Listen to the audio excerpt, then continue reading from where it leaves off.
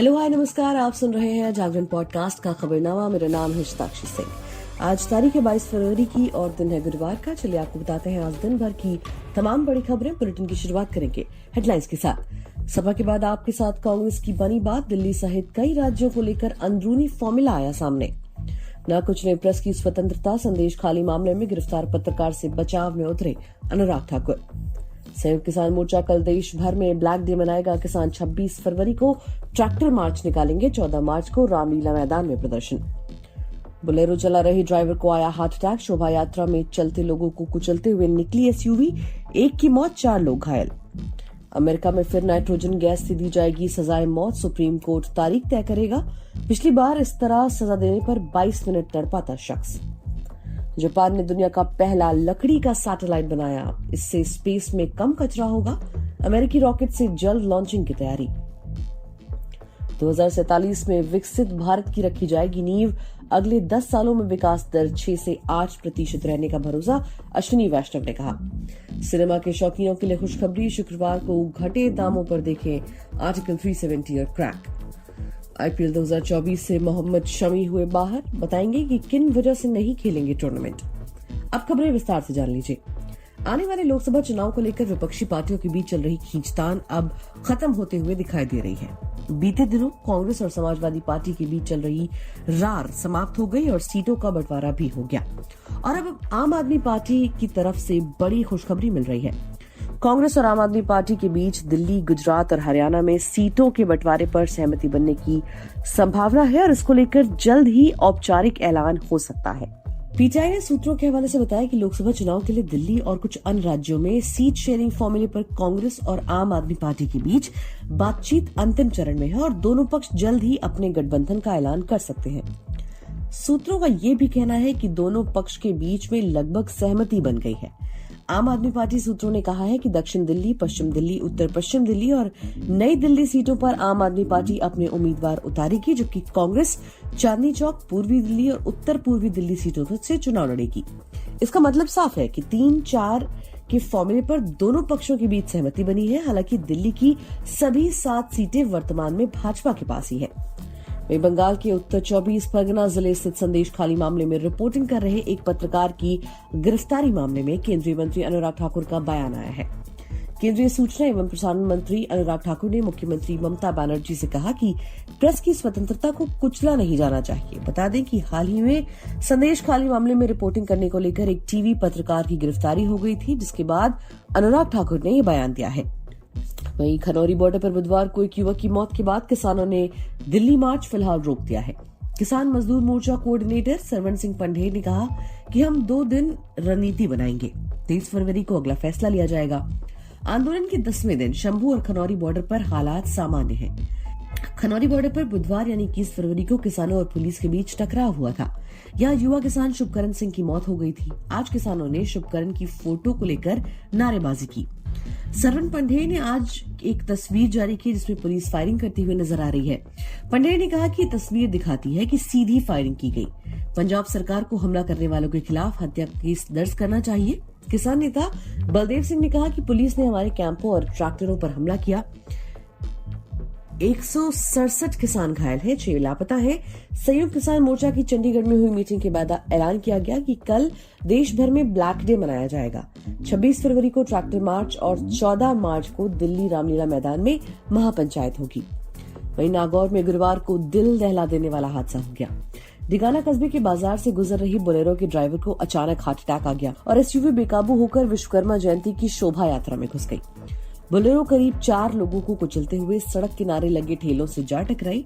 हादसे में गाड़ी के ड्राइवर की मौत हो गई, वहीं 2 घायलों की हालत गंभीर बनी हुई है। सुबह 11 बजे हुए हादसे का वीडियो भी सामने आया है। वीडियो में बोलेरो लोगों को कुचलते हुए नजर आ रही है। जानकारी के अनुसार जहांगीर समाज की ओर से शोभा यात्रा निकाली जा रही है। करवा गली के पास पीछे धीरे धीरे चल रही बोलेरो के ड्राइवर इशराक खान, जिनकी उम्र 60 साल है, उनके बेटे जवरुद्दीन को हार्ट अटैक आ गया और वो गाड़ी से नियंत्रण खो बैठा। ड्राइवर को आए हार्ट अटैक से बोलेरो कुछ मीटर आगे चल रही विश्वकर्मा जयंती की शोभा यात्रा में घुस गई। एकाएक हुई घटनाक्रम से बाजार में अफरा तफरी मच गई। स्थानीय लोगों ने घायलों को संभाला। हादसे में हरिराम के बेटे राम निवासी अल्तवा और देवकरण के बेटे प्रभुराम निवासी पुंदोलता गंभीर रूप से घायल हैं। दोनों को अजमेर रेफर किया गया है। वहीं मेघराम के बेटे प्रेमाराम निवासी टंकीपुरा डिगाना और धर्मी चंद निवासी डिगाना को प्राथमिक उपचार के बाद छुट्टी दे दी गई है। विदेशी खबरों की बात करें तो अमेरिका के अल्बामा राज्य में एक बार फिर से हत्या के मामले में दोषी यूजीन मिलर को नाइट्रोजन गैस से मौत की सजा दी जाएगी। अल्बामा के state attorney general Steve Marshall ने बुधवार को सुप्रीम कोर्ट से सजा के लिए तारीख तय करने को कहा। मिलर ने 1999 में बर्मिंघम में अपने ऑफिस के 3 लोगों की हत्या कर दी थी। उसी साल 2000 में दोषी ठहराते हुए मौत की सजा सुनाई गई थी। हालांकि अब तक इसके लिए कोई तारीख तय नहीं हुई थी। मिलर ने इससे पहले सितंबर 2022 में एक जहरीले इंजेक्शन के जरिए सजा देने की कोशिश की गई थी। हालांकि इस दौरान वो इंजेक्शन के लिए सही नस नहीं ढूंढ पाए थे, जिसके बाद सजा को टाल दिया गया था। इसके बाद मिलर के वकीलों और अल्बामा राज्य में यह समझौता हुआ था कि मिलर को अब नाइट्रोजन गैस के जरिए ही सजा दी जाएगी। इससे पहले जनवरी में अल्बामा के एक और शख्स केनेथ स्मिथ को भी नाइट्रोजन गैस से मौत की सजा सुनाई गई थी। ये इस तरह का पहला मामला था। सजा दिए जाने के बाद दुनिया भर में इसका विरोध हुआ था। यूएन, ईयू और अब व्हाइट हाउस ने भी इसको लेकर चिंता जताई थी। वहीं जापान के वैज्ञानिकों ने दुनिया का पहला वुडन सैटेलाइट बनाया है। ब्रिटिश मीडिया द गार्डियन की रिपोर्ट के मुताबिक दुनिया का पहला लकड़ी से बना सैटेलाइट जल्द अमेरिकी रॉकेट से लॉन्च किया जाएगा। इसकी तैयारियां की जा रही हैं। क्योटो यूनिवर्सिटी के एरोस्पेस इंजीनियर्स ने इसे बनाया है। इसका नाम लिग्रोसैट रखा गया है। इससे अंतरिक्ष में होने वाले प्रदूषण को कम किया जा सकेगा। जिस लकड़ी से बना है वो आसानी से टूटती नहीं है। स्पेस में कई देशों की सैटेलाइट्स हैं। ये एक समय के बाद खुद नष्ट हो जाते हैं। इसके टुकड़े अंतरिक्ष में ही मंडराते रहते हैं, लेकिन कुछ टुकड़े धरती पर गिर जाते हैं, जो कई बार तबाही ला सकते हैं। इस कचरे से बचने और अंतरिक्ष में स्पेस पोल्यूशन कम करने के लिए जापान के वैज्ञानिकों ने लकड़ी का सैटेलाइट बनाया है। वैज्ञानिकों ने बताया कि इस सैटेलाइट को मंगोलियाई लकड़ी से बनाया गया है। ये स्थिर होती है और टूटती नहीं है। वहीं केंद्रीय मंत्री अश्विनी वैष्णव ने आज भारतीय विकास को लेकर कहा कि अगले 10 सालों में इसमें 6 से 8% की लगातार तेजी जारी रहेगी। दरअसल विश्व के कई देश भारत को आमंत्रित कर रहे हैं। ऐसे में भारत का घरेलू और वैश्विक बाजारों से भी लाभ मिलेगा। रेल संचार और आईटी मंत्री वैष्णव ने रायसीना डायलॉग 2024 में बोलते हुए कहा कि भारत दुनिया और नए विचारों के लिए खुला है। भारतीय अर्थव्यवस्था बहुत अच्छी दर से लगातार आगे बढ़ रही है। मैं उच्च स्तर के विश्वास के साथ ये कह सकता हूं कि अगले 10 सालों में भारत 6 से 8% की लगातार विकास दर से बढ़ता रहेगा। इसके आगे उन्होंने प्रधानमंत्री नरेंद्र मोदी के नेतृत्व में सरकार द्वारा की गई विभिन्न विकास पहलों को रेखांकित करते हुए कहा कि इसके लिए आधारशिलाएं पहले से ही मौजूद है और परिणाम दिखाई दे रहे हैं। अगले 5 साल भारत के 2047 तक एक विकसित देश बनने की नींव रखेंगे। बात करें मनोरंजन जगत की तो शुक्रवार को मल्टीप्लेक्स चेन पीवीआर आइनॉक्स में सिनेमा लवर्स डे मनाया जा रहा है, जिसके तहत सभी फिल्मों के टिकट के दाम घटा दिए गए हैं। पीवीआर की ओर से जारी की गई जानकारी के अनुसार 23 फरवरी को हर फिल्म के टिकट की कीमत 99 रुपए रहेगी। इसमें प्रीमियम फॉर्मेट्स और रेक्लाइनर शामिल नहीं है। टैक्स अलग से लागू होंगे, जिसके साथ टिकट की कीमत बढ़ सकती है। ये ऑफर चुनिंदा शहरों में ही लागू होंगे। बाकी की जानकारी के लिए पीवीआर सिनेमास की वेबसाइट पर आप विजिट कर सकते हैं। इस शुक्रवार यामी गौतम की फिल्म आर्टिकल 370 और विद्युत जामवाल की क्रैक जीतेगा तो जिएगा और ऑल इंडिया रैंक रिलीज हो रही है। वहीं शाहिद कपूर और कृति सेनन की फिल्म तेरी बातों में ऐसा उलझा जिया भी इस हफ्ते घटी कीमतों पर देखी जा सकती है। ऋतिक रोशन और दीपिका पादुकोण की फाइटर अगर अभी तक नहीं देख सके हैं तो अब इसे देखने का बेहतर मौका है आपके पास।